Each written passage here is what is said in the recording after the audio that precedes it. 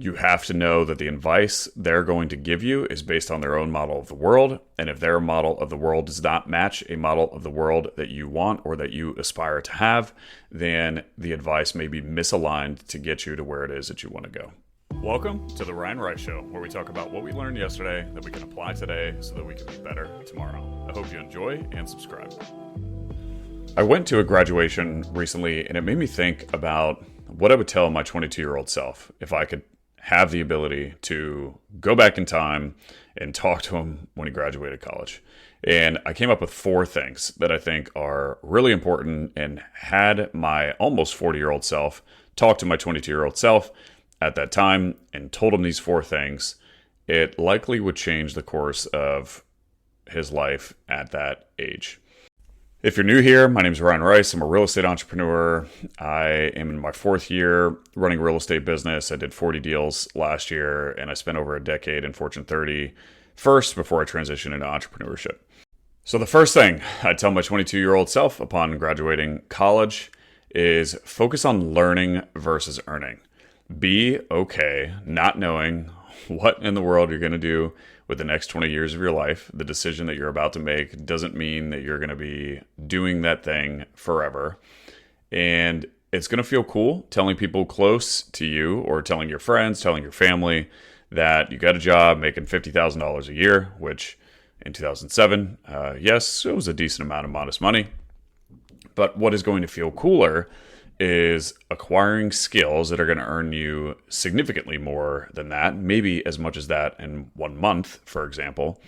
But if you can transition your mindset from trying to maximize how much money you're going to be making right now when you graduate to acquiring skills that are going to make you significantly more money in the future, that is going to be a much better return on what it is that you're trying to accomplish. Some examples of skills that are going to earn you lots of money: sales, marketing, leadership. Those are 3, just to name a few. To make a whole ton of money, you're going to have to learn how to sell, you're going to have to learn how to market, and you're going to have to learn how to lead people. The second thing I have for you: stop trying to please everyone that's around you. And the way that you can do this is you get super clear on what it is that you want and why that you want it, and then you start doing those things for you as opposed to doing things for everyone else that's around you. So pick pillars of your life that are most important for you.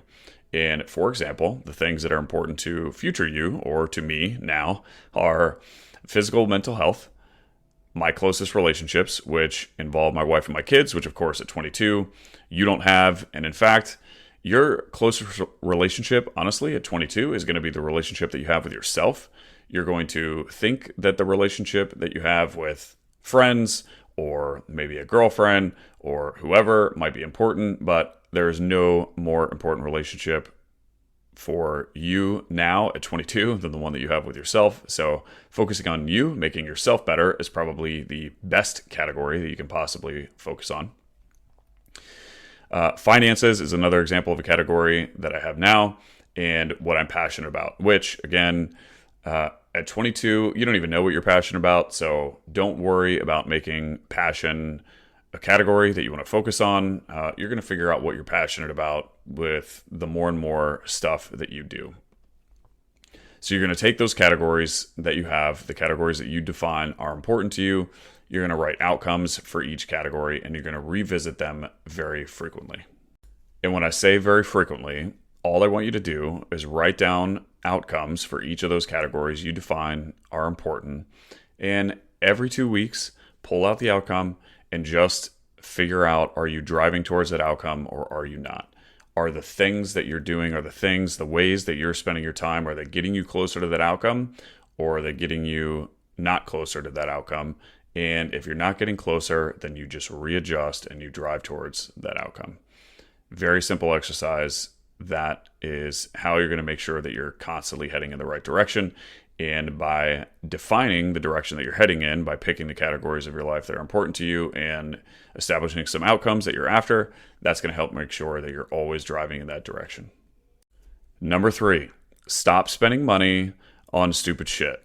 Nobody cares what brand of clothes that you wear. the $120 that you're spending every single night, each weekend on bars and drinks and going out with friends to, quote, have fun. You're going to wish that you had that money back later on in your life. You're going to wish that you had that time back later on in your life. You don't need to buy a car that gives you a $550 a month car payment for the next 6 years, because nobody cares. And no matter how cool you feel driving the car, at the end of the day, you're going to wish you had that money back so that you could spend it on stuff that would actually make you more money. Make a game with yourself. How little money can you spend? And then you're going to take all of that excess money that you have and you're going to spend it on acquiring and learning skills that can make you a lot more money. For example, do you want to learn how to become a better salesperson? Then go spend your excess money on buying the best sales course that you can get your hands on. Maybe go to a seminar on how to be a better salesperson. Want to learn how to run a business? Even though, ironically, you just finished 4 years of business school, but you still don't know how the heck to run a business. And by the way, you do not need a 10-page business plan to figure out how to start a business. Trust me, I started a business in my 4th year and I did not have a 10-page business plan. You just need something to sell and you need a way to collect money. That's literally all you need. But back to not spending money on stupid shit. Real quick, as you guys know, I just recently started this podcast. If you could give it a rating with a quick tap of the thumb, that would mean the world to me. And even more importantly, it could help spread the word to a broader audience, which in turn could help change a life. Thank you so much, and let's spend your excess money going to a local seminar where there's an entrepreneur at this seminar that has been doing what he or she has been doing for a while and is making good money doing it, and go learn directly from someone who's doing it at the seminar. Spend all of your money on those things. Trust me when I say that once you spend your money on those things and learning how to acquire more skills, those skills are going to actually make you more money. And that's a much better investment than spending money on clothes, bars, and a car, none of which are an investment. They're just things that are going to make you feel good in the moment, but they're not actually going to make you more money. So spend more money on yourself, invest in yourself. You're going to get a much better return on that investment. Also, if you get a job, if you end up getting a job, don't max out your 401k. Reason being that doesn't mean that you're going to spend all of that money that you would spend and put into your 401k on some of the stupid shit that we just talked about. But instead of maxing out your 401k, which might get you 8 to 10% a year, you're going to spend all of your excess money learning skills that are going to help you acquire the ability to make more money. And imagine that, this crazy concept where if you spend your money learning more skills that are going to make you more money, that has the ability to give you a better return than 8 to 10% a year. So, if you got a job that has a match, and sure, if you want to, put money in there because your job is giving you free money because they'll match what you put in there, sure, that's fine, do that, but take literally all of your excess money and pour that money into skills that are going to teach you how to make more money. And the fourth and last thing, if you want to do cool shit, you need to put yourself in an environment full of people who are also doing cool shit. And this means you might have to go search for young people that are starting businesses, young people that are taking different levels of risk, young people who are not getting wasted every weekend because that's what is important to them. And it might feel like the people that you're currently hanging out with, which by the way are great people, but people who are prioritizing going out and getting drunk on the weekend, it might feel like the people who are not doing those things aren't, quote, enjoying their 20s. But you know what? They actually are enjoying their 20s, and they're enjoying them more than the people who are just going to get drunk every weekend because they're prioritizing their future self over what society is telling them that they should be doing or who society is telling them that they have to be. And you know what that might mean? That might mean that you should move. And who cares? And the thought of that might be scary and uncomfortable. And that means you have to make new friends. At the end of the day, it doesn't really matter. And it also means you don't need to spend half of your yearly income on rent to live in the hottest part of town. Find ways to minimize your largest expense, which is where you're going to be living, which is your rent, in the beginning so that you can stack cash and you can pour it into learning skills. Lastly, I'm going to close with this. You have to decide who you're going to listen to. And that's actually a difficult skill. You need to decipher who you're going to listen to and when and why.